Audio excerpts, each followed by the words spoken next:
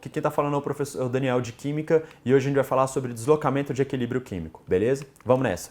Olha só, galera, a gente tem 3 fatores que influenciam o deslocamento do equilíbrio químico. Primeiro, concentração. A minha concentração ela vai ser determinante para esse deslocamento. Ok? Como que a gente vai perceber isso? Presta atenção.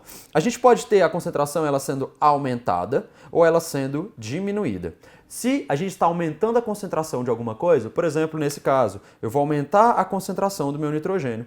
Quando eu aumento a concentração de nitrogênio, eu estou fazendo com que o meu equilíbrio ele se desloque. Ele vai se deslocar para o lado oposto ao lado em que eu tiver aumento da concentração. Beleza? Então, sempre que eu tiver o aumento da concentração de um dos lados, eu vou deslocar para o lado contrário. Eu sempre vou deslocar para o lado em que eu tenho a menor concentração, beleza?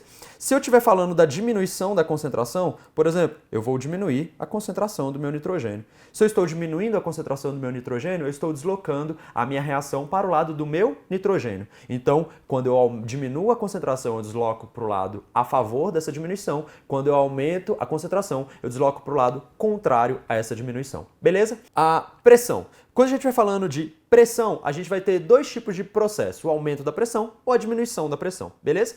Se eu estou diminuindo a minha pressão, eu estou deslocando para o lado mais expansivo. Como assim? Se a gente lembrar lá de gases, a gente tem que a pressão ela é inversamente proporcional ao meu volume. Então, se eu tenho um aumento da pressão, eu vou ter a diminuição do meu volume. E o volume ele vai ser determinado pela quantidade de matéria que a gente tem. Então, se eu estou aumentando a pressão, eu tenho que diminuir o meu volume. Desse lado de cá, do lado dos meus reagentes, nesse exemplo que a gente tem uma quantidade total de mols de 1 de nitrogênio para 3. Então, a gente tem uma quantidade total de 4 mols, beleza? Do lado de lá, a gente tem, do lado dos meus produtos, a gente tem apenas 2 mols. Então, o que está acontecendo? Se a gente está aumentando a pressão, a gente está deslocando para o lado compressivo, o lado que tem menos número de mols. Então, a gente vai deslocar, nesse caso, a gente desloca para o lado dos meus produtos. Se eu estivesse tendo uma diminuição da minha pressão, eu deslocaria para o lado expansivo. O lado expansivo é o lado em que eu tenho mais mols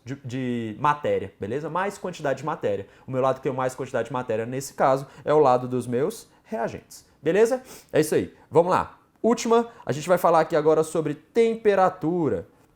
Olha só, galera. Quando a gente está falando de temperatura, a gente tem que lembrar um pouquinho dos nossos conceitos de entalpia. Então, por exemplo, nesse caso, a gente tem aqui a nossa velocidade direta, ela está tendo uma variação de energia de menos 92,2 kJ. No caso contrário, na minha reação indireta, eu estou tendo uma variação de mais 92,2 kJ por mol, beleza?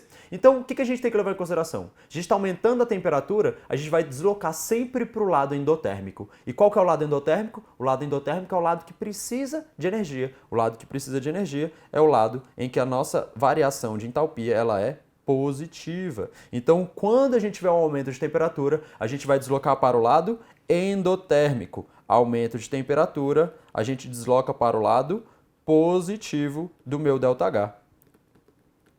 Se eu tenho a diminuição da minha temperatura, vai deslocar para o lado negativo do meu ΔH. Beleza? É isso aí, galera. Até a próxima. Bons estudos e boa prova.